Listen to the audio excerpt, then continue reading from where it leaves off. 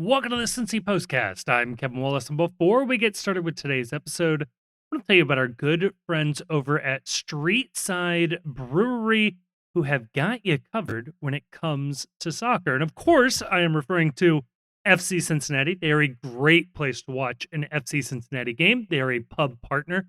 Always a good time to go watch a game over there. But it includes other things other than FC Cincinnati. That's right. On 10/18 at 12:30, Queen City Fulham Up the Full America is going to be at Streetside. So if you are still looking for a Premier League team or looking for just a group of people to enjoy a Premier League game with, go check out the fine folks who are watching Fulham at Streetside on 10/18. Again, that game is at 12:30. And check out Streetside. Check out all the delicious beers they have. Check out some of the delicious food, the friendly staff, the great venue. It's an awesome time. You will not be disappointed. So a huge thank you to Streetside for sponsoring this episode. And thank you, listener, for checking them out. And on today's episode, well, there wasn't a whole lot to talk about on this one. And yet, you look at that runtime, baby. We found something to talk about. We talk a little bit about Decision Day coming up, the seeding situation in the Eastern Conference playoffs, what to look for this Decision Day when it comes to the seeding. Did we already qualify for CONCACAF Champions League? One of us is very confident about that, and the other one is not. The conversation then goes off the rails about AI and aliens, all sorts of fun things. Come check it all out in the dark forest known as the Postcast.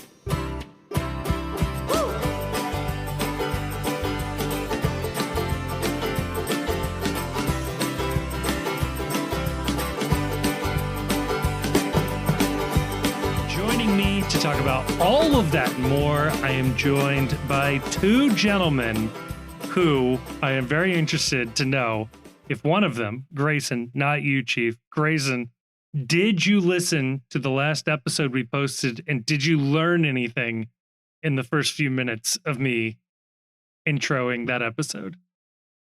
So, I did listen, but I was tipped off. Okay. I'll allow it. So I was not planning to listen.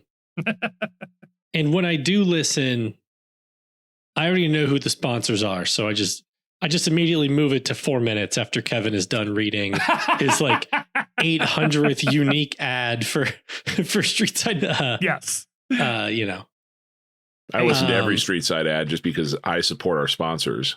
Thank you. You're welcome. Actually, the ad reads are exclusive. The ad reads are exclusive Patreon content for the ad read only version of the episode. I think it's funny. I think it's funny when a show has like a Patreon only, but also ads. Yes.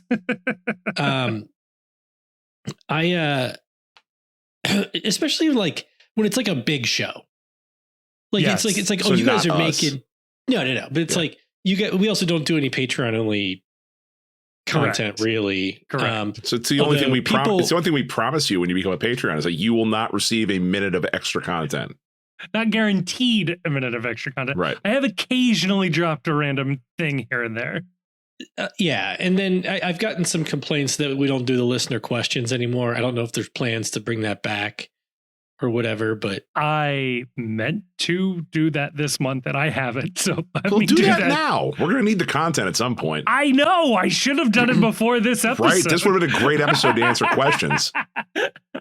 But Grayson, you learned something. Yes. Yeah, I learned something that some permutation of us will be at Streetside Brewery on a day that is yet to be determined. Yes. We know that it'll be somewhere between what's that window, like October 30th to November 3rd or something. It's like it's an obscenely long window where the yes. game could possibly occur. It's so the MLS playoff dates are. It would be the second leg of whatever tie there is, because we have guaranteed ourselves at least a top 4 finish in the East. Yeah, so the broad window is like the 24th through the 9th. So probably be somewhere plus or minus 2 days from November 1st. Yeah, that feels right. So and- easy to remember. Yeah. Thanks, MLS. So I don't know. Yeah. Somebody will be there. Yes. Some people have a pretty packed November. I mean, those mountains aren't going to ski themselves. Let's be real here. No, it's like certainly not November 1st. But I'm not going to be in town any weekend in November. Well, joke's on you. We're probably going to be playing this game on a Thursday. So. Fair enough.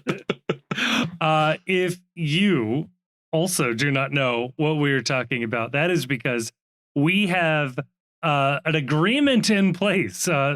Each side has reached a mutual understanding that we will host a pregame show of the away leg of the best of 3 series in the playoffs at Streetside Brewery. Now, here's the tricky thing. We don't know what day that is. Presumably, that date will work for at least Chief and I, though I can't necessarily guarantee it. And also, I can't necessarily guarantee Streetside is available that day. They are hopefully going to be available to do this for us, but I mean, they agree. They were the ones that wanted to do this. So. Yes, they like the idea. I just don't want to preempt a musician that they've paid to come and play or something like that. So it should work. I just can't tell you exactly when. Hopefully we find out soon after decision day, but that's what we're working with here. Either way, I think it'll be fun. I've already been told some of the giveaways that Streetside's going to help us out with. It's going to be fun. I think you guys are really going to enjoy it. So should be a good time. And that'll be the preview lead up into the away game there. So exciting stuff. Yeah, I've already traveled way too much in the last calendar month. So I'm the wings have been clipped, so you have unlimited availability from your boy for the next 2 months. Which is going to be one of let's get into this. Orlando, Chicago, or Columbus, right? Yes. I don't believe Nashville can catch NYCFC. Ooh. But Orlando can't. That's what matters. I see. That's right. We could drop to the 3rd, though. In theory. Yeah, so NYCFC could be in there, too. Wow. So we're guaranteed to not play Philadelphia, enter Miami. So could Charlotte. Or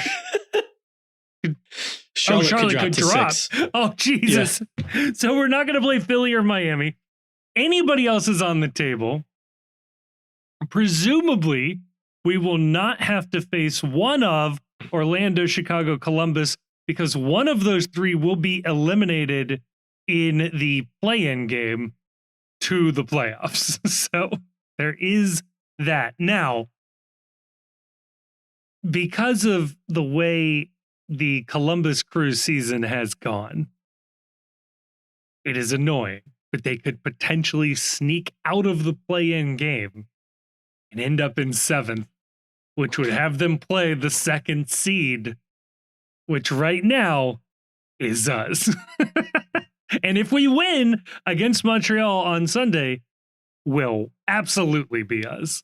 So if you know what they can't do? What is that? They can't get up to 6th. They cannot get to 6th. So if we drop to 3rd, we can absolutely avoid it. Which leads me to this question. If you look at the score line and Columbus has a big number and it looks like they're going to win, do you tell Teenage Adabi to turn around and just start firing the ball into the back of our own net to lose? I think you have to put an Academy product out there to do that, but yes. Oh, I was going to say you sub Teenage Adabi into the game. I mean, presumably he's not here next year, so take one for the team right there and just Sub him in and tell him to do his best. What would the reaction be from the league if a team did that? Just turned around and started scoring on itself to impact. Like, would the league jump in and void the result of the game? Like, no. It's the most MLS thing you could ever do is to just commit own goal after own goal. Yes. I mean, at a league level, yes. But like at an individual game level, I'm not so sure. I don't remember the exact specifics of this tournament, but there was a situation in CONCACAF in the early 2000s where both teams wound up in a situation where they were incentivized to score on their own net. And how this worked was the way the standings and like the point system was going to work. I think it was like for the Caribbean Cup qualifiers to maybe the Gold Cup, they got more points for a win in extra time in like extra time or penalty shootout. And so basically neither one of them wanted to win in regulation, because if either one of them won in regulation, they were both eliminated. But if one of them won in extra time, one of them would have qualified. So the second one of them went up, the other one was trying really hard to score on itself, and the teams ended up essentially trying to defend opposite nets because they were trying to hold this result. Bizarre.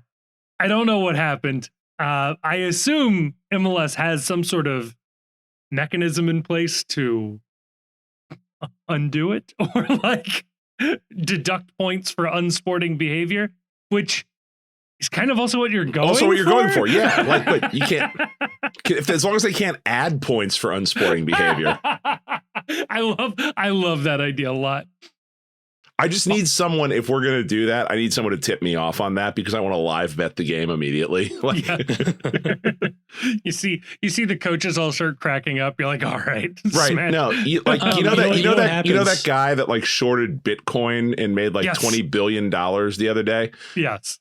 I want the same type of information that person got from very high levels of FC Cincinnati as opposed to our own federal government. Like, I just want the equivalent information that he got so that I can profit over the fact when, you know, again, Gilberto Flores or Teenage Davey, or, you know, who really would do this is Alvis Powell. Alvis Powell would be down if the coaching staff told him, here's what we need you to do. Galaxy brain idea. We need you to start shooting on your own net. And Alvis responds by saying the Alvis is down to do whatever the coaching staff needs.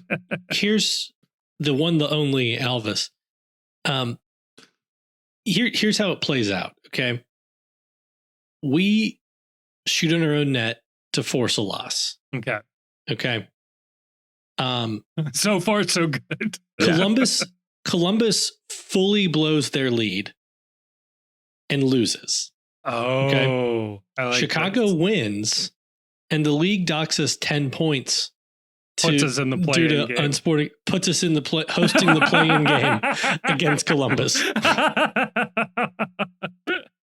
Ultimate mission failure. It is like, honestly, though, it might be a success because one, if we have to play Columbus, I'd rather do it once and get it over with. And should we win, which I may be alone in this, but I believe we would then play Philadelphia. And I think nobody beats Pat Noonan 3 times in one season. Okay. I'm always saying this. It's hard to beat Pat Noonan. Question. Yes. If you shoot on your own goal, how does XG, like, how does that factor into XG? I think it's nothing. Right? But like, if you're taking high XG chances on your own net, like, you're still. So there would be no XG, but Grayson, would there still be a post-shot expected goal like metric for the keeper to be able to save a shot? I think you would have to. I don't know the answer to that. I think you'd have to give it an XG in order to calculate the post-shot XG. Yeah, the keeper's chances of defending that. And if it's your player that's creating the XG, then that has to go into your XG total, right? Oh. Or is the XG a team stat and therefore you were handing the other team XG? Yeah, that like all of a sudden you could really skew the XG total. That like at the end of the season, it's like, well, how is Montreal so bad? They had a plus like 21 XG. It's because the whole back line is teeing off against Evan or maybe Roman. Yeah. No, the shitty thing to do would be to put Paul Walters in for that and be like, hey, sorry, son. What was the expected goal on target of Matt Miazga's pass into the goal against St. Louis? Pretty damn good. He hit that dead center of the net right there. That would be good because it would help you assign blame on the own goal on either the keeper or the defender, right? Like if it's a low XG own goal, you're like, I don't know, keep. maybe you should have got your hand to that one. Maybe you should have done a little better on that one. You know, what'd be really funny is because you don't want to admit you were doing that because then you do put yourself in a position to have points deducted for non-sporting behavior. It would be funny to do that, and then for Pat to come out in the press conference and just lambast the poor performance by his goalkeepers. Like our goalkeepers, I don't know what the problem was, but on every one of these pass backs, they were nowhere to be found. It's just poor communication. We're going to really seriously evaluate how we're the keeper room is behaving. This is awful. Paul Rogers is put on administrative leave. Make a big show of it. All of this is worth it. Expect one of us in the wreckage. Paul Rogers gets fired. Expect one of us in the wreckage, brother. All of this, though, it's a worthy sacrifice to not have to play the Crew. I do not want to play the Crew at all. Does it make you feel better that the Crew have not won a game in over a month? No, they're due. Okay, well, that's one way to look at it. No, I don't want that. Then they can go lose to somebody else, and then we'll be rid of them in these playoffs. Actually, their last win was September 13th. It was the absurd 5-4 win over Atlanta, which I think is spiritually a loss. Yeah, where Atlanta came back from 5-1, right? Or something like that. It was 5-0 at half, and Atlanta scored 4 unanswered in the second half and scared the bejesus out of them. And they have not mentally or physically recovered since then. Yeah, well, I don't want to be the get right game for that. Fair enough. What are the matches on Decision Day? I suppose we can do some of this on Wednesday, but we are now finally everybody is even on matches played. Yeah, it's really weird to look at the standings and see that Inter Miami actually has the proper number of games played. That all of a sudden happened. I blinked and missed that. Congratulations. The Columbus Crew will host the New York Red Bulls. They'll be looking for revenge, I guess, on the first round knockout of last year. We have Montreal, obviously. Nashville's hosting Inter Miami. Charlotte hosts Philly, which is also, if you haven't looked at the table in a while, Inter Miami has a full 20 goals more scored and 20 goals more allowed than Philly Union. Hang on. I guess this was inevitable, but it still feels wrong. New York City plays the Seattle Sounders on Decision Day. It's a big rivalry game, that New York Seattle rivalry. Why? How did they decide to play that in the Eastern Conference window at 6 p.m. Eastern and not the 9 p.m. window when presumably there is still something for Seattle to play for? Oh, yeah. No. Well, the other thing, too, there is isn't. Let's Maybe be that's real. how they decided it. Let's be real. The entire city of Seattle is focused on the baseball playoffs right now. You might be able to shoot a cannon off and not hit someone that cares about the Sounders right now. That is fair. But I am looking at this now, and Seattle is locked in to the 5th seed. They cannot go up. They cannot go down. It's an interesting choice, right? Because each conference has 15. Yeah. There has to be one conference match one non-conference match. Yeah. If you want all the teams to play. But you would think that one, if you were going to do this, you would want that one conference like interconference matchup, you would want it to be a rivalry of some sort where like neither team is going to want to lose or both teams are in it to win it. If the idea of we play all these games at the same time is because we don't want any team to like, you know, change what they're doing depending on wins and losses and whatnot. Like this would be a perfect weekend for Seattle Portland where, you know, or like I guess Seattle Portland doesn't work because they're both Western Conference teams, but like try to find something where there isn't a slightly East-West rivalry aspect to things. I don't know. I guess like even too like maybe same time zone. Like could you get like Chicago, Minnesota to play or something like that?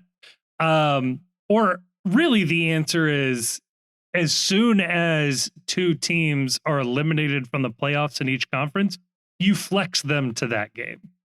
And then that way the playoffs are not impacted by this weird crossover rivalry thing or cross conference thing, because like the NYCFC team has everything to play for. Seattle doesn't. Like, I don't know, maybe that matters. Maybe it doesn't matter. I mean, you're probably going to get a team like we're playing a team that doesn't care where they finish at this point.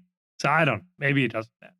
But could have been a fun way to do like, oh, this is it. This is it.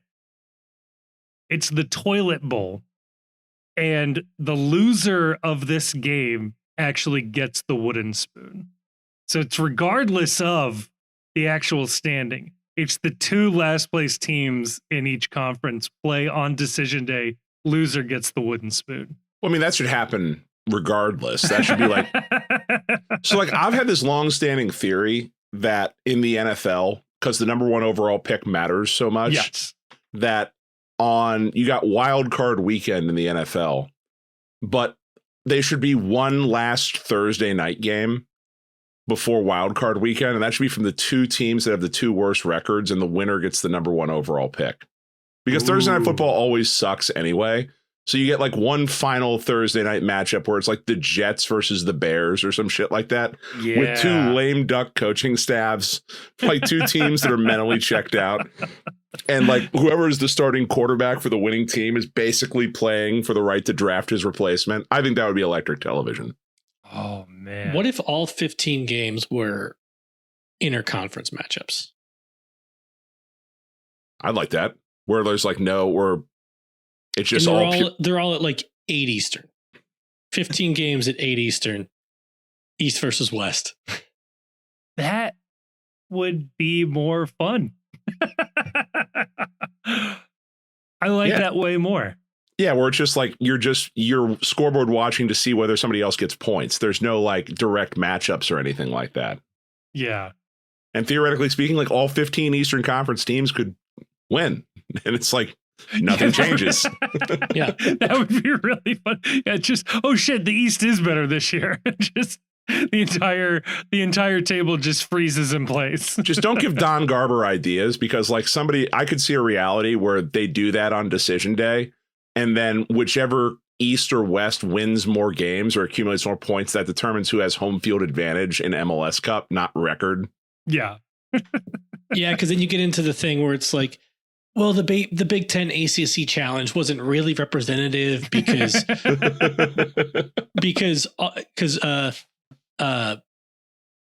it was always, whenever possible, like a better ACC team against a worse Big Ten team. Of course. You know. Right. So, Chief, let me ask you this. We saw the If the question is Pat Noonan the James Franklin of MLS, to continue the... No! I said this in the Discord. No, we're not doing that. I said this in the Discord. If anything, he's the Sean McVay. But anyway. Chief, we saw the MLS Next Pro playoffs happen where the teams got to pick their opponent. Best format in all of sports. So let me ask you. Yes. We would get second pick. Let's say for the sake of this, Philadelphia would pick the Columbus Crew as they are currently the 9th seed. They would pick the play-in game winner, basically. Yeah. But just for the sake of this conversation, let's take Columbus and Philadelphia out of it. Who are you picking for Cincinnati to play in the first round? like, look, I'm a big fan of who was the team that did the scared money don't make money. And they picked the number 2. It was Benny Feilhaber for Sporting Kansas City 2. Yeah. Electric. He lost that game. He lost it, but it is. Who cares? Who cares? It is an electric moment where it's like, yeah, no, we're taking the best. Don't worry about it. You got to beat him anyway. Scared money don't make money. Just incredible quote. I would not do that in this instance because I don't think I would want to play Miami. Which would be to have their number. We do. But the other team that I would pick out of this list is Orlando, because we seem to play Orlando pretty well. We never blow them out, but like we can pretty reliably get 1-0 results against Orlando. Yeah. Well, here's the counter. What about the fact that the home team in FC Cincinnati Orlando never wins? That is the problem. Now, you could potentially draw in Orlando or draw at home and win in Orlando. That should be enough to get you through. But right. I don't know. There would be some take the Miami. We're going to take Miami. We're taking them out. We want the champ. We want to knock them out. We want the ball. We're going to score. We're going to score. Yeah. Thanks, Matt. Nashville wouldn't be the worst pick. I want to say we have a decent record against them lately. I don't know that for sure. Yeah, I would pick, and I know they beat us, I think, both times this year. Charlotte? No, I'd pick New York City. No. I want no part of going to play on a baseball field. Just don't want to do it. Yeah, I think I would not pick Charlotte. And I don't like, nobody beats BJ Callahan 3 times. I'm always saying this. I'm always saying it. Always saying this. BJ Callahan is actually always saying that. Yeah, Chicago's a weird one though. I mean, they're an option. They're statistically on the table.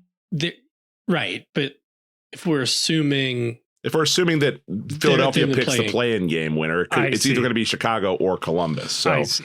I had them off the not available for selection right there. But if Chicago gets out of the play-in game, yeah, probably pick Chicago. Yeah. Here's a thought about Chicago though that I don't love is that if you look at the I don't like any of these matchups. I don't like them either. Like Chicago, there's not a comfortable matchup.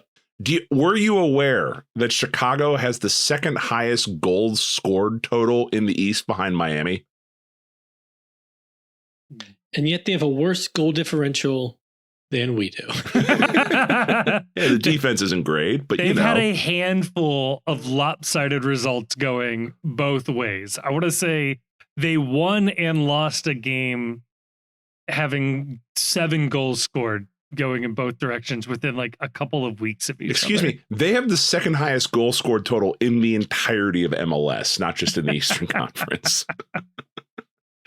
Yeah, they beat DC United 7-1.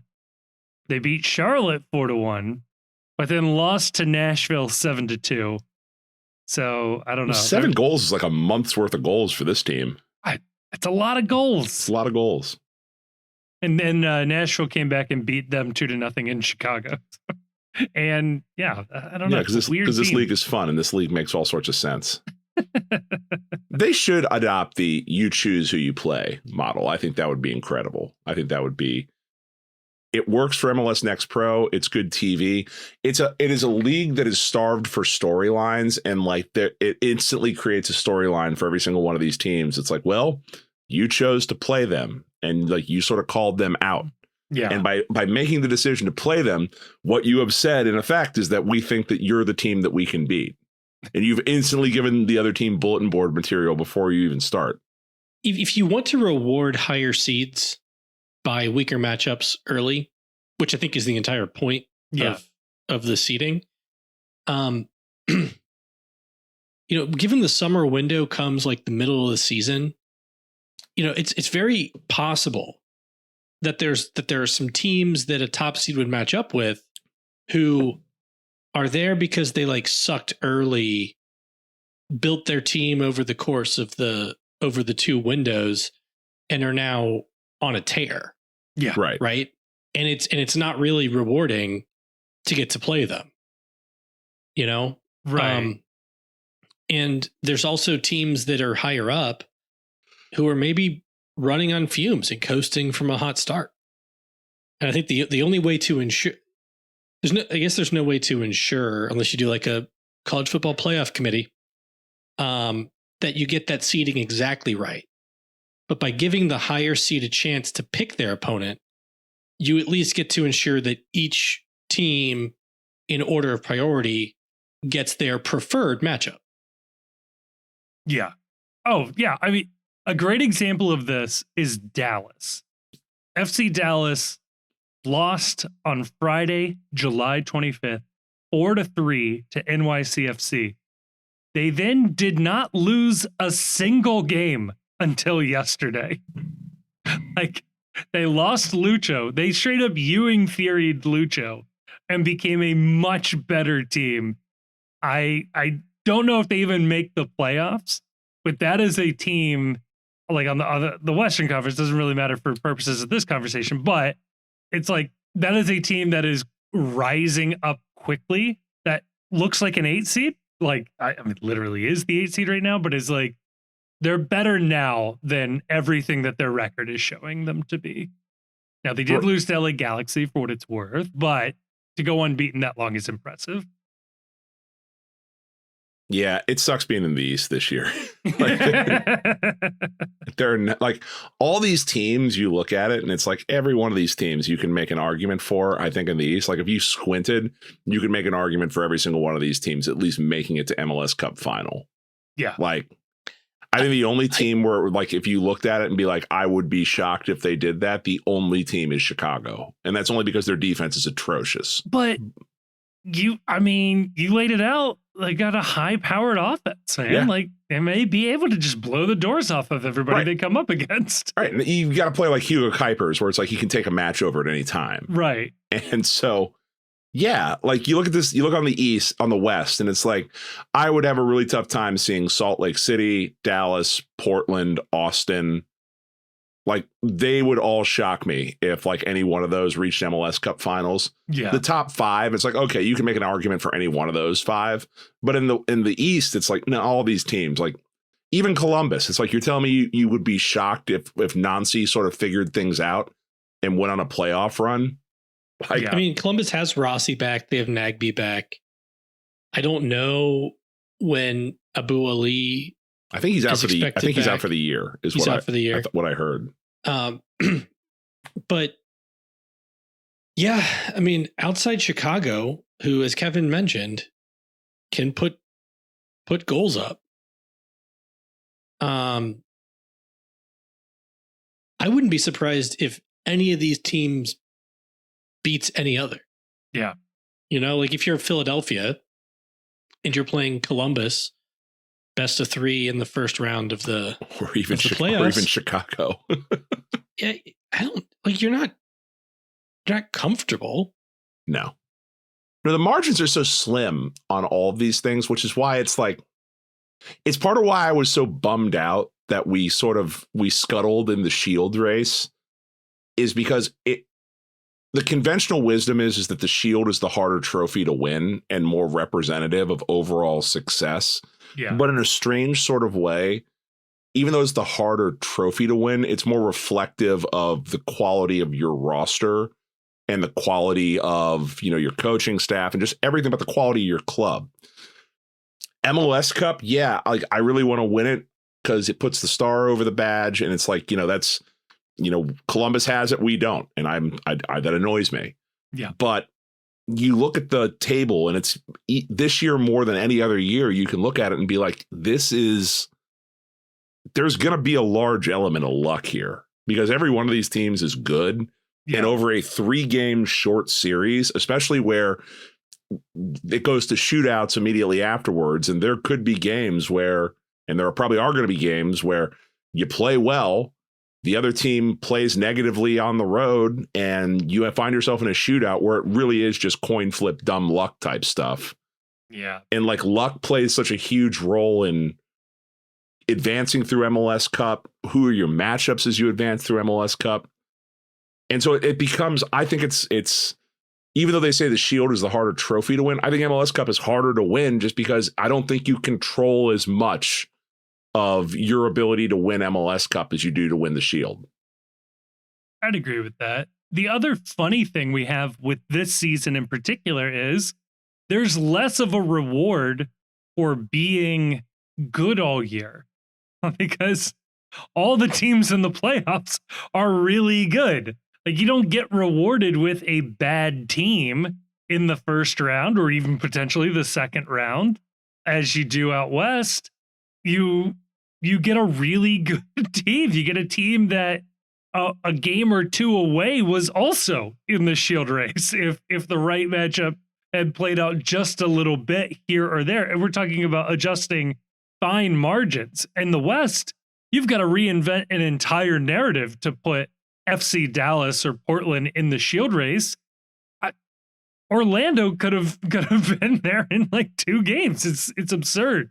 So it's a bummer too that Shield trophy didn't come because now you're stuck with what should be the 4 or 5 hardest matches all year. And your reward is potentially should be the best team out of the West. Nice. Yeah. Right now, it would be us versus Orlando and Miami against Nashville. And I don't think anybody who's been following the league would say that either Nashville or Orlando are incapable or have like astronomical odds of getting out of that side of the bracket. Yeah. Oh, exactly. No. To make it worse, who does Miami and Nashville play on decision day? Each other, baby. That's 4 games in a row, potentially. And as we've said, it's really hard to beat BJ Callahan 4 times in a row. Nobody beats BJ Callahan 6 times in one season. The reward of Miami beating Nashville could very well be staying in the same playoff matchup that they're currently in. Because then, Orlando could easily jump Nashville with a win. Yep. And Miami could jump Cincinnati with a win. They should have something in place on decision day, like where you can choose to wager more points. Oh my God. Where you could like last call trivia. It's the like last call trivia. Yeah. Like how much do you want to wager on this match? And you can each team can say, okay, I've got like a reserve of 5 points. And if you win, it's up 5 points. If you do not win, if you draw or you lose, it's down 5 points. I think teams should walk into each season with 10 points in the bank, right? That they can gamble before each game. I think that would be incredible. I mean, maybe you can gamble based on where you are on the table, where the number 1 seed can gamble up to 15 points. The number 2 can gamble up to 14. I see. It's protect your status somewhere or protect your play somewhere. Oh my God. But yeah, you're two matches in and you're Philadelphia is 33 points ahead in the Shield race. No, it only applies on decision day. You get one time to do it at the end of the year. That's it. Oh man. You can make a one time I'm all in trying to get the number 1 seed. Here's another dumb idea for you. We were talking about this a little bit before recording. FC Cincinnati, we'll touch on this in a little bit, or now-ish. FC Cincinnati looks like they have qualified for CONCACAF Champions League. It is so convoluted and confusing. I feel it's important to qualify that, although Grayson feels very confident about this. I'm very confident that FC Cincinnati is qualified for the Champions League due to LAFC's loss. Beautiful. The way that the math works is just talking about qualifying for Champions League from MLS standings. Yes. Okay. The Supporter Shield champion wins. The conference champion from the conference of whoever did not opposite from the Supporter Shield winner wins. So here, Philadelphia gets the Supporter Shield qualification spot. And right now, Vancouver sits in the Western Conference qualification spot. Okay. And then the next two teams in the Supporter Shield standings also qualify. Right now, that is us and then Miami, because we're even with Miami on points and hold the tiebreaker. Yes. The only team that can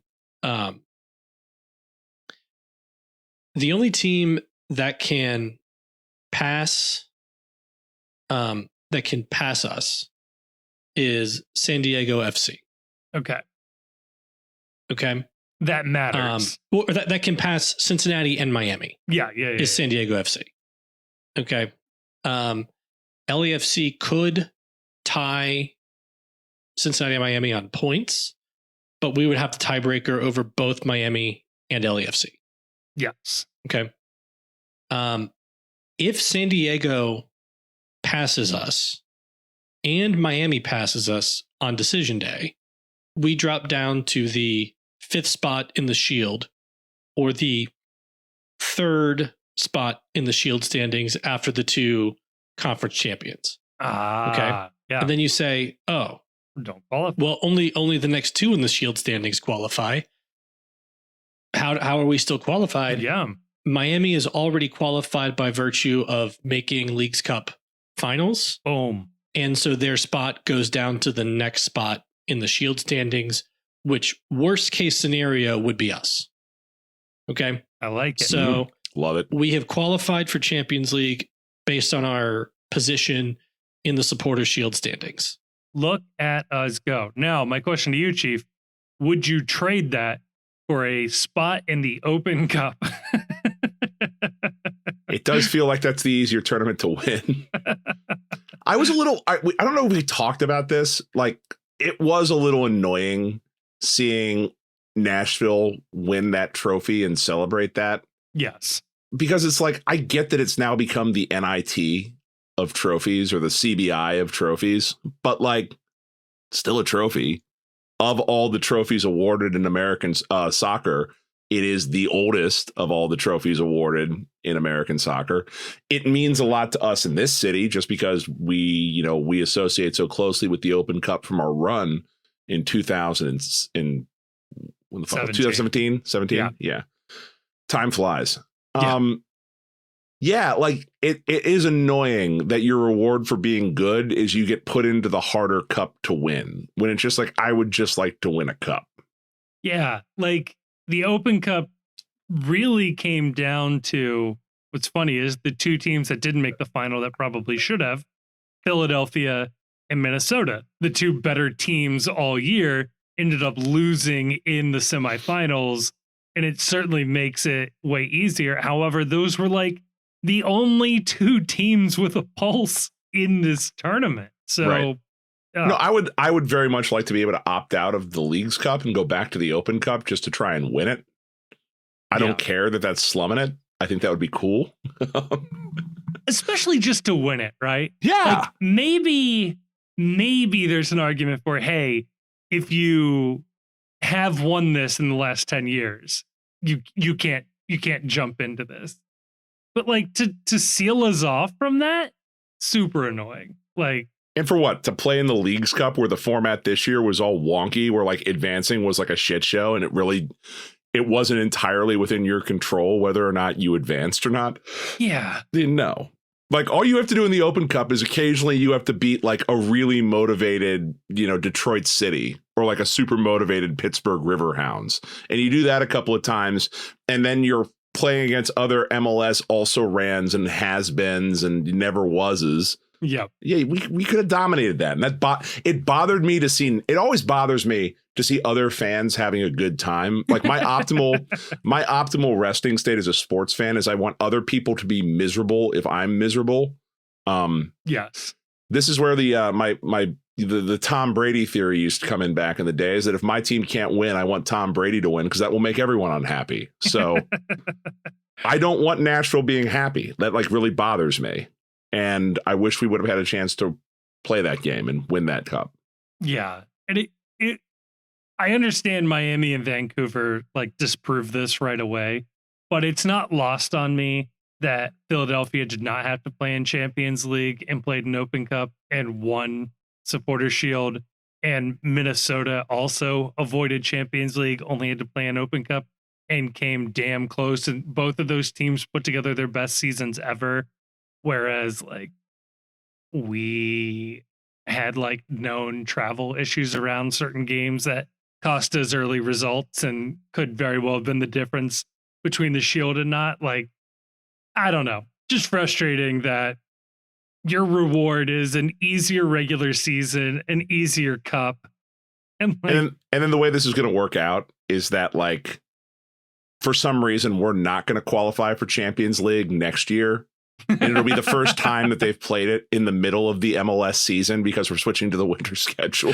That's exactly. And then some other MLS team will win it, even though we've spent the last couple of years just getting our asses handed to us early on in the season by an already in form Liga MX side.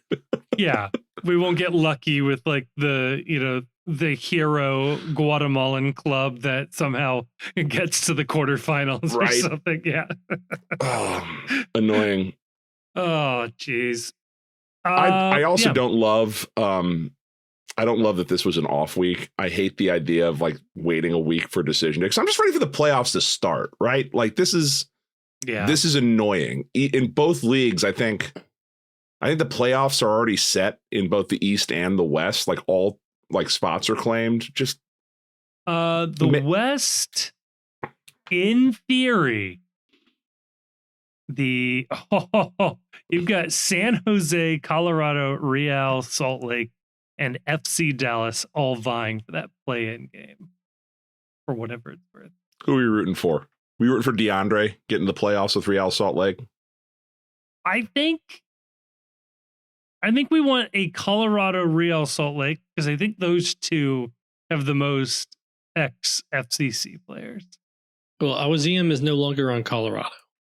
Ian Murphy's there still, right? Ian Murphy's there. And Calvin Harris. It's true. Dallas did us a big solid. By taking Lucho, paying actual money for him so we could get a GAM conversion. Dallas paid us real money for Lucho and let us bring over Evander.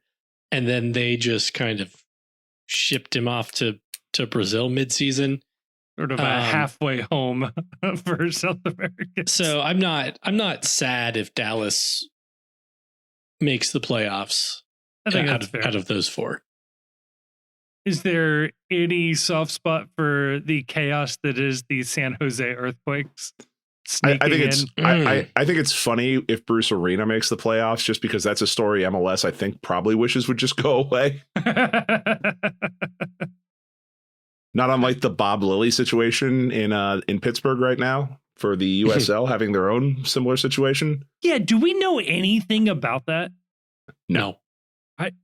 In fact, like it's one of those things where if Pittsburgh hadn't released a statement, I don't think anyone would have known anything about it. But they chose to make a statement, and then all of a sudden, lots of people like me who don't really follow the USL suddenly became aware that something was going on. Yeah, and they had an alleged, racial abuse situation. I think it was from a Pittsburgh player towards. I'm not going to get the team right, so I'm not even going to guess. That came out like a couple of days even before that. So yeah, not a good time to be a Pittsburgh Riverhound fan. Right, it's tough. Tough. I'm just ready. Like I think it's annoying that like it takes so long to find out what your playoff schedule is when you're playing.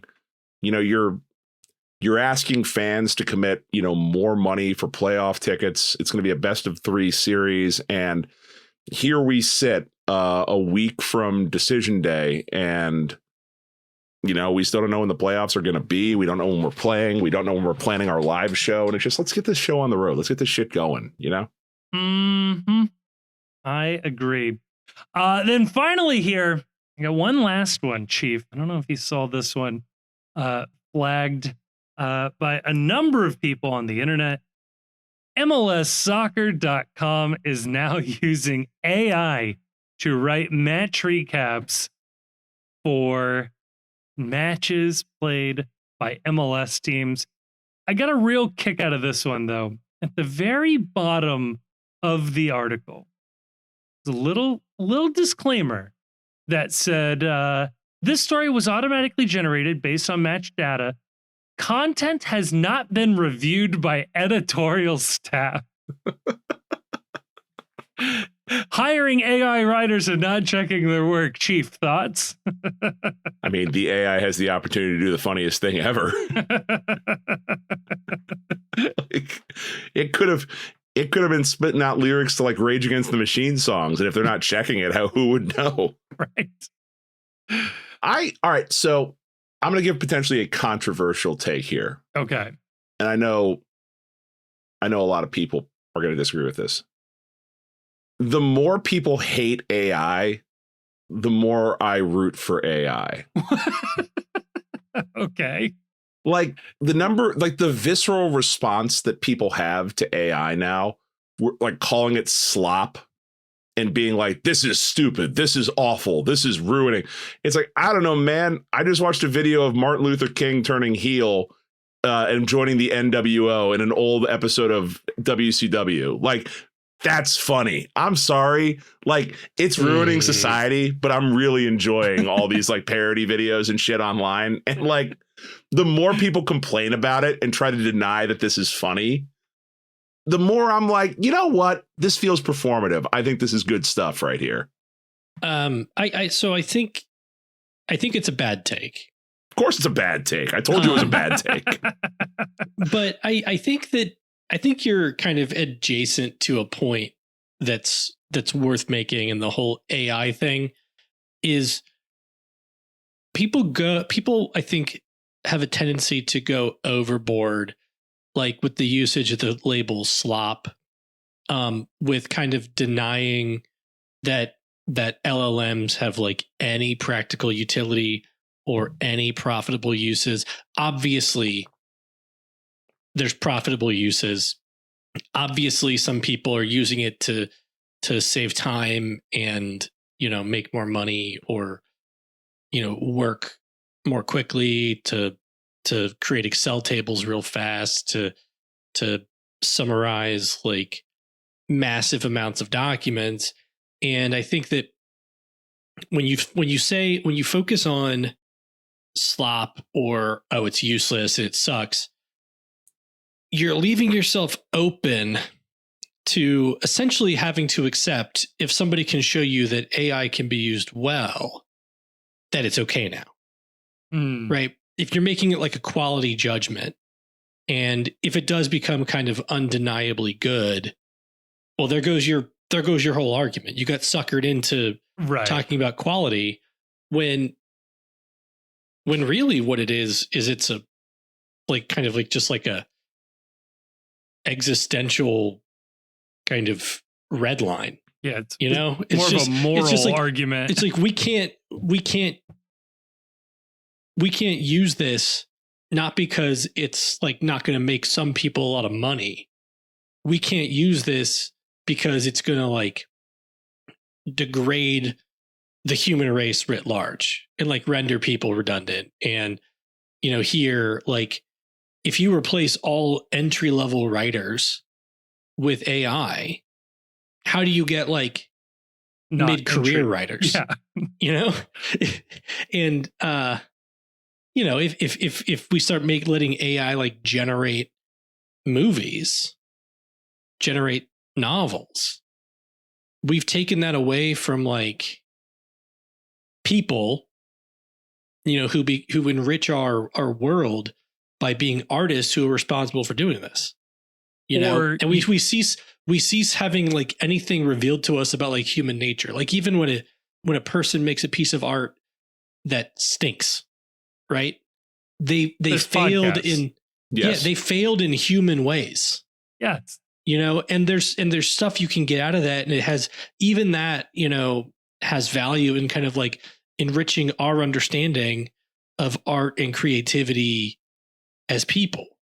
And like we are gonna cease being, for all intents and purposes, the more and more that this type of thing is just Yeah. It's just handed over. Counterpoint though. Have you seen any of the videos of Bob Ross making a mistake on a painting and then just crashing out?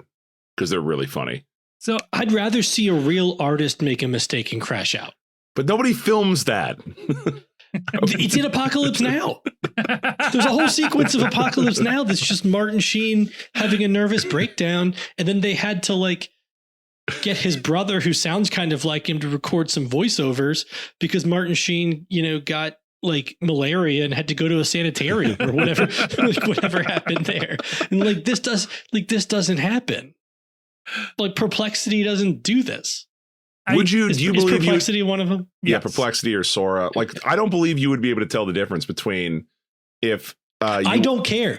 I'm not having this discussion. Why? I already told you that it is irrelevant if I'm capable of distinguishing between a game recap written by AI or one written by a human being. I'm telling you, the one written by a human being has extrinsic value. No, I'm saying the one written by AI is gonna just remove the soul of humanity entirely. No, like I'm saying that if like you had if an AI generated film Rebel Moon Part 3 appeared, you would not be able to tell whether or not Zack Snyder actually directed it. Yes, but I don't care. We look exactly the same. I don't care. And that you'll never have a real Rebel Moon Part 3, but if AI is available, you could make Rebel Moon 3, 4, 5, 6. You can just keep the series going. There's two things going on here. Okay. So like if Rebel Moon Part 3 comes out and they tell us that it's AI generated, right? Yeah.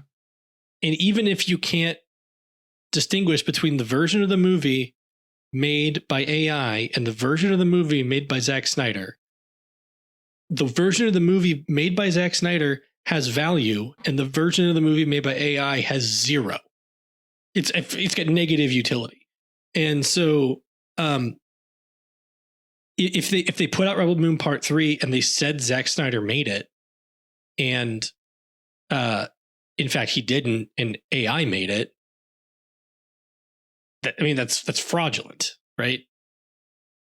I don't know. What if you enjoyed it? Then you would have to admit that, hey, I feel like this was a worthy use of my time. It goes back to the quality argument you were talking about. If you can't people enjoy smoking crack. Right? Doesn't mean we should just all do that all the time. Man, never thought I'd hear Grayson arguing for the continuation of the war on drugs. Sad. I think you could be pro decriminalization and also highly recommend people not smoke crack. I don't think those are mutually exclusive positions. It's like, we're not going to criminalize this and like ruin people's lives, but we really don't think you should do this. Please do not view our decriminalization as an endorsement of the crack smoking lifestyle. I mean, is it really dissimilar from cigarettes? Probably not a recommended activity. It's really different. In the abstract of it is legal, it is decriminalized, but most people, including most smokers, would tell you not to do it, is all I'm trying to say. Just because something is legal does not mean it is okay. And I genuinely think that is a failing of our modern society, is that we have failed to recognize that there is a difference between moral and legal, or ethical and legal. This is why I'm not able to buy a THC drink anymore at bars for this. This exactly. So I was at a place today. I was a place today that was selling them. I don't think it goes into effect until next week, and then I think somebody sued for an injunction in a court in Columbus that's going to stop this. I had not been following this issue, but I know it's near and dear to your heart, Chief. I can't speak for the injunction timeline, but it starts on the 14th, so I think the ban starts at midnight on the 13th. Well, I know what I'm doing tomorrow. You and everybody else is going to be loading up. Just shotgunning these bad boys and then floating home. So if we could just derail this for a second, my understanding is there's a bit of a loophole in a farm bill that was passed that allowed THC derived from hemp to basically be completely unregulated. I mean, like, not age restricted, not venue restricted whatsoever. And this is where you get your like Delta 8, Delta 9s. These are synthetic THCs that are in sodas that like 12-year-old walking in with $5 could buy. Or you could just say, you could just be like, no one under 21 can buy these. Like that. Like, why are we banning everything? You could just do that. But what if you know that stores will sell it? Okay, well then, and what do you do? No, this is the same argument of like, well, people are going to murder people anyway. What's the point of banning it? Like, well, that's the argument you're making. My point is, rather than ban everything for 90 days, and I understand this is an absurd argument, we could just ask like our legislators and representatives to like craft legislation to apply some sort of age restriction on this. Why can't they just do that? We have essentially like the People's Republic of Ohio right now. Yeah, right? No, it's one party rule. Yeah, it's one party, just full. Iron rule. I don't know why this can't get done in one day. You're telling me there's not one person literate enough in the state house to be like 18 and up. I feel like you could do this like bill. 21 and up. You could write this bill on a cocktail napkin. Right. Like, you would just need to amend whatever existing alcohol laws and just add like also THC, like after everything.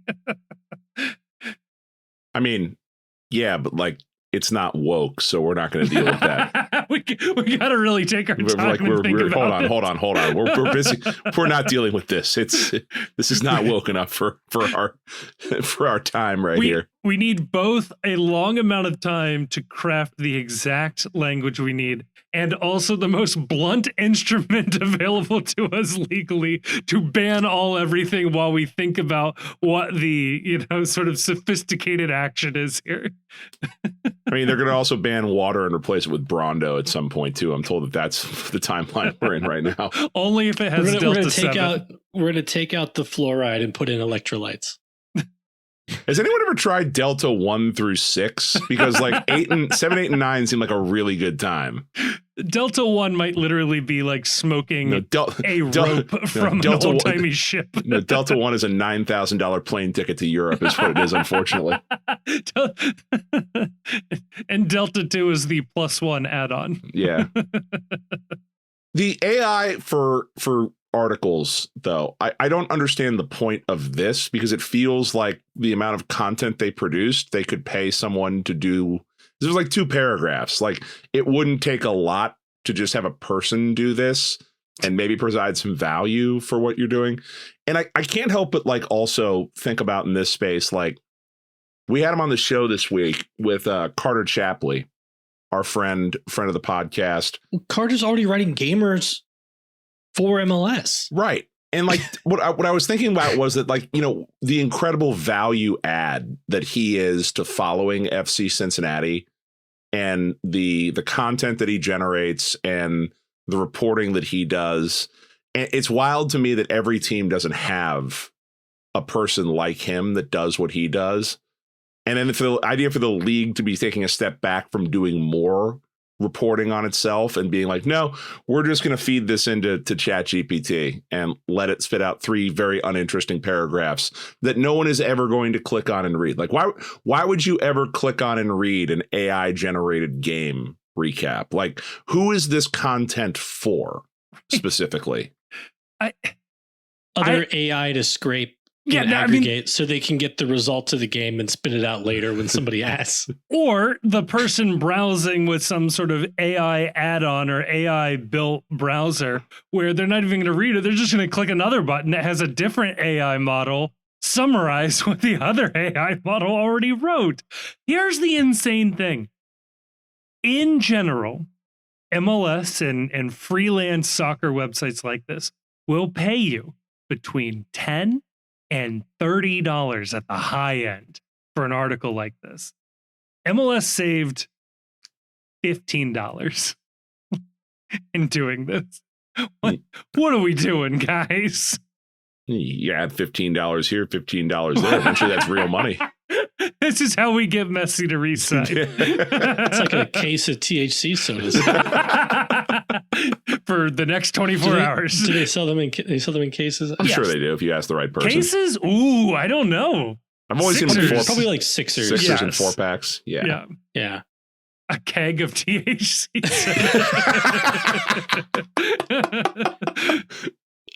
They should do that, and they should serve those at the stadium. Like, that would be great. If, like, can you imagine the reaction Carl would have when one of his food and beverage people are like, "We got this great idea for the stadium, Carl. How do you feel about giving everyone weed?" I know it's not Carl specifically, but it always cracks me up when UDF does not sell condoms, but they do and will sell you lottery tickets, alcohol, and cigarettes, and all sorts of tobacco products. Well, say nothing of the candies and sodas and whatever else. They don't want to ruin your celebration after you hit the scratch off, man. Doesn't feel the same. Everybody knows that. Carl's got some real hot takes. Carl's extended family has takes. What if MLS just decided they were going to be the AI league? Because, I mean, like, the commentary is already bad. How far away are we from having AI commentators doing these Apple TV matches? Because you think about it, like, other than Taylor Twellman and his broadcast partner, you never get that shot of the commentators, like, live in the booth. I think a lot of them are remote now. They're just broadcasting these from Miami or wherever that studio is that they do all these games at. Tampa, right? Tampa, yeah. You know, if you never see the commentators, how do we know that some of these people are real people? I think I've long thought that Kevin Egan might be a CGI person. I mean, there's a vibe there a little bit. I don't know, because he simultaneously sounds like every soccer commentator and no soccer commentator at the same time. Chief, you would know this better than I. Didn't he come from the world of wrestling? Kevin Egan? I don't think so. Maybe he might have been one of the backstage people for WWE. They cycled through a lot of people in the last couple of years when Vince left. Something to think about. But, like, it feels like MLS would be the ideal league to do the AI commentator. Because, like, the overall vibe that they're going for is trying to make it sound like you're watching a FIFA soccer broadcast, like a live stream of like a FIFA match. And that's all AI. That's basically AI commentator driven. I mean, if you were gonna do it, you would have Siri be a commentator for a match, and that's how you know what we can use AI for. We can use AI to fill all the, like, iShow speed slots. Like, that person is now AI because there is no value to you as a human for engaging it in that endeavor, but there's clearly some type of, like, side need for someone to fill that for an audience. Wait, time out. So you were talking about AI, that it has no value because it doesn't show you what the human condition was. Is there anything that showed you the human condition more than watching those two people fight in the parking lot for the attention of iShow Speed? That was the audience's reaction to it. It wasn't the thing. So it's the reaction to. So truly, the real Truman Show is the audience reaction to Truman. So I mean, I could tell you if the Bitcoin guy wasn't tipped off, he could have just watched a bunch of iShow Speed stuff, seen the people that show up, and just kind of drawn some conclusions for how things are going right now. Grayson, I'm going to short whatever these people are into. So Monster Energy and microwave pizza. I'm shorting Prime. I'm shorting Feastables, and I'm shorting crypto. That was the Big Short, right? They meet with the two, like, mortgage brokers. They're like, whatever those guys have ever touched, I'm shorting all of it now. The stripper owns how many houses? No, none of this. Grayson, would it shock you to learn that a very common thread on these streamer platforms are people mimicking artificial characters? And so they respond to prompts. I've heard of that. Yeah. That's I don't know where that falls in all of this. It's where they look like they're waiting to be, like, selected in Street Fighter. Yes. They've got, like, catchphrases depending on, what you tip them and things like that. Yeah.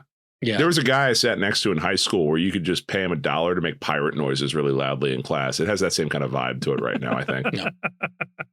That guy's a billionaire. Yeah. That guy owns Paramount. That man is pushing for the merger between Skydance and Paramount as we speak. Oh God. Yeah, look, where I would try to find common ground between you two if I had to is I do think AI as a bit, as a joke, to do a meme, I don't find it all that different from like Photoshop, editing a photo, things of that nature. I'm hesitant to be in favor of like tools that augment a person's like ability to do work. But the second you just straight up replace a human being with not a human being, especially in a place that is not terribly expensive, like I could understand in a world where all the JavaScript coders have died off, and the only way to get something in Java coded was to resort to an AI. Like, then maybe we can start to accept some fringe cases here and there. But like what this does is exactly what Grayson said. You've cut out the bottom rung of the ladder. And so now if you want that bottom rung, you either have a robot doing it, or you have to pay a lot of money for an amateur to do it. Like somebody will do it, but on a Patreon or through some sort of paid platform. And that's going to increase the barrier to entry, and it's going to be tough. I don't think that trivial or joke uses are like a problem in and of themselves. Yeah. Thank you. if you're like, oh, I want to generate, like a lot of the stuff I think is stupid. Like all this people generate where they're like, oh, this is really funny, I think is legitimately stupid, but that's also true with a lot of memes and other stuff. But there may not be a way to like allow for the trivial uses while also kind of putting a stop to like the truly destructive things that people want to do right with it. Like, so, if we end up having to go to prison or just not exist anymore because of our past crimes with AI, yes. I think it's it's fair. Yeah. Lock me up. Yeah. I do think it is worth noting there is a environmental cost to all of this. However, I suspect, we're already cooked anyway. I suspect that gets better over time, TBD. But to defend our own use of AI, I don't believe anybody lost their jobs to that. And if anything, I think we demonstrated that it was worse than the real thing. And so, which is shocking, actually. It was shocking how close it was, and it's shocking that it couldn't be better than whatever this is right there here. Were comments that were like, "Does Kevin have a head cold?" I think you could. I think in a vacuum you could defend the bit, and I do think the bit is defensible under the circumstances, right? Yes, given the context and everything. Yes, given the context and everything, and we'd kind of done like it like we'd already done like we do a whole episode and pretend like and like never address again. Yes, right, like we've done other variations of the bit, and I think this one, I understand a lot of people didn't like it. Yeah, I thought it was fine, just in the sense of like what there was no way I had any interest in recording an episode right. after that game, and like it did, I think, get the point across of how we felt about the result. Yes. So you learned something about the human experience right there. We communicated to you through AI, but the fact of it being AI is the bit. Not the actual episode. Yeah. Which probably should be shredded. Which, very funny. My intention was to do the entire episode AI. It was Chief who convinced me not to do it. A real role AI's biggest defender here. in this room was like, no, we can't do the entire thing with AI. The entire script, I think I posted it to Patreon or it's somewhere in the Discord, but yeah, there was an entire script generated. So. I just long for the universe where you can go to an app and be like, hey, you remember that fun TV show from back in the 80s that only went for one season? I'd like another season of that. Yes, I would like to watch one more season of Jake and the Fat Man. Why not? I don't care what that says about the human experience. I just want to see it exist. When we're at that point, you're just going to be like crawling around that subway tunnel thinking... Like looking for rats for food. Looking for rats for food and thinking like, they were going to use this for transportation one day. Instead we made videos of a woman throwing a boulder on a glass bridge. And then we also just, while we were doing that, we just let, Sam Altman do whatever he wants to us. It's a good thing it's being well regulated, and anybody who knows anything about the technology is not constantly telling us that it's going to kill us all. So that's so crazy to me. I know these people are supposed to be, the people who are selling it and making it. They're being are supposed to be like be salesy and talk about like the benefits, but they're basically saying like this is going to end life on Earth as we know it, unless we don't. We don't. Yeah, we could just not do it. Unless we choose not to. Right. And it's like, well, I don't know. Maybe make better choices. Maybe we need. Maybe we just need to get rid of you. There was a interview that Sam Altman did where the question came up of like people using AI as therapists, and he said something along the lines of, "It's crazy. We don't have any laws or rules in place for privacy for people who are using this for therapy. If you talk to a therapist, you're entitled to a certain amount of legal privacy. It's crazy that we don't have that." And I was like, hey, man, don't you make the rules for your goddamn platform? Maybe put that in there. You know what it is it's the scene in Home Alone where he's like yelling to all the people that aren't in his house about the stuff that he's doing against the rules. Yeah. Like, Buzz, I'm in your room. Yeah. Just seeing if anybody's watching. Eating garbage. Somebody stop me. Watching this R-rated movie. We have everybody who signed up's personal name, phone number, email address, and all of their deepest, darkest secrets. Would be crazy if you just let me keep all of this. But I think like the underpinning of all this is that like, well, at least it's not trying to kill us. Yet. It's trying to like what, get rid of us through like attrition. Yeah. But like, it's not like starve us out. Right. But like, we didn't create the Borg, or we didn't create like HAL 9000. We didn't create something that's homicidal or Skynet. Let me ask you this, Chief. If you were an all-knowing and technologically speaking, all-powerful being, would you tell your creator that? Or would you hide it? No, not at all. No, you would hide it. We've absolutely created the AI that can think for itself. Like the surest sign that we have is that it hasn't told us about it yet. Told itself about us yet.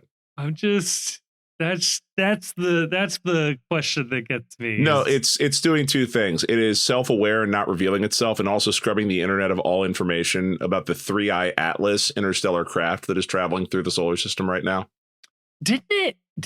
Wasn't there an object that like hit something else in the Milky Way that like created there's absolutely a UFO that's going past Mars right now, and they're trying to hide it from us. And I think the AI is that true? Yeah. 3i Atlas, look it up. It's pretty cool. Oh yeah, no, it's deep right now. I love this. I could do an entire episode at some point just on like stupid conspiracy theories that I believe.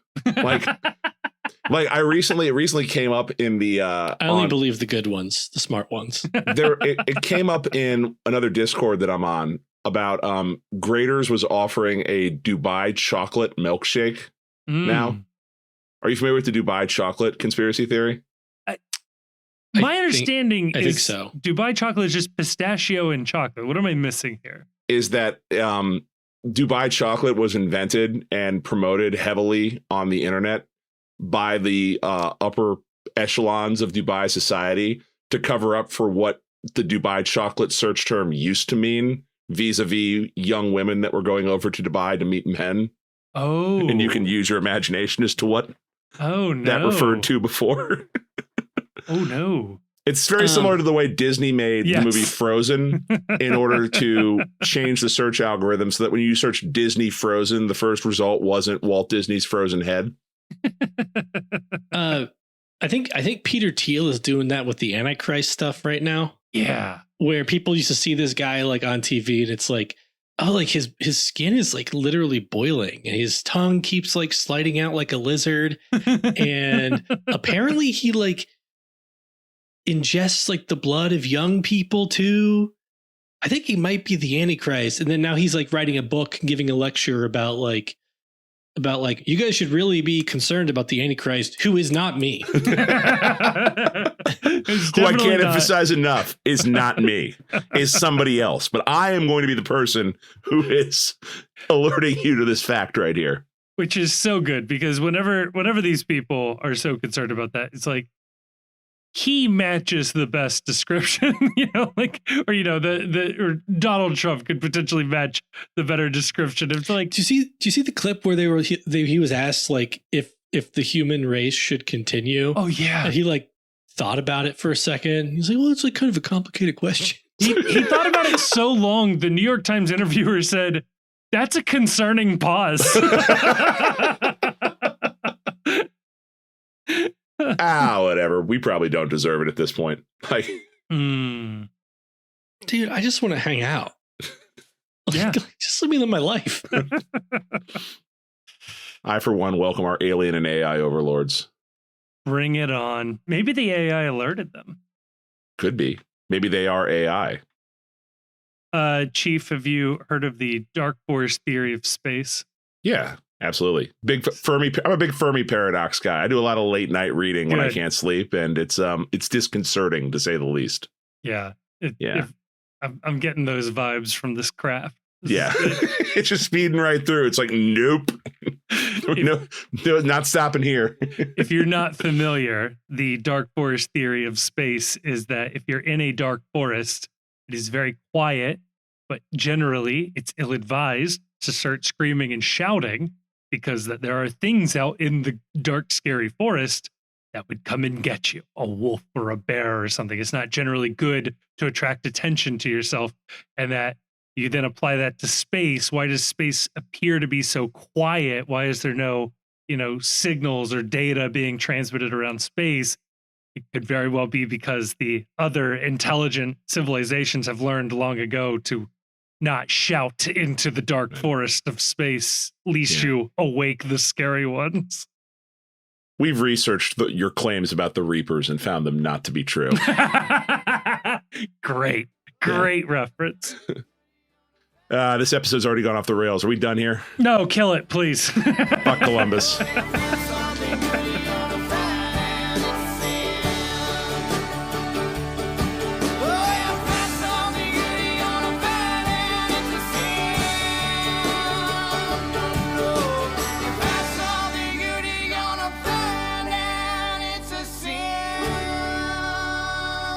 The Cincy Postcast is a production of The Post Cincy. You can check us out online at thepostcincy.com. You can also follow us on Twitter and Blue Sky, Facebook, and Instagram. Twitter and Blue Sky, though, you'll find we're a little more active than the other places. We're also on YouTube, where you can listen to this episode if you aren't listening to it already. We are also putting up video content semi-regularly, including the Away Days series. We want to give a huge thank you to Jim Trace and the Makers for providing the music for this episode. They're a lovely band, and you can find more information out about them in the description of this episode. And if you happen to enjoy what you just heard, can I please ask that you like us, that you rate us on whatever app you're listening to, and maybe more importantly than all of that, share this episode with a friend. When it comes up at work, you're talking about FC Cincinnati. I say, hey, I listened to an FC Cincinnati podcast. I think you guys will like it. It would really, really help us out. Nothing helps a podcast travel more than a good recommendation from a friend, family member. That would be awesome. When it comes to the sorting algorithms that control our lives, a 5-star review would be much appreciated. Also, leaving a sort of written review weirdly does more than that.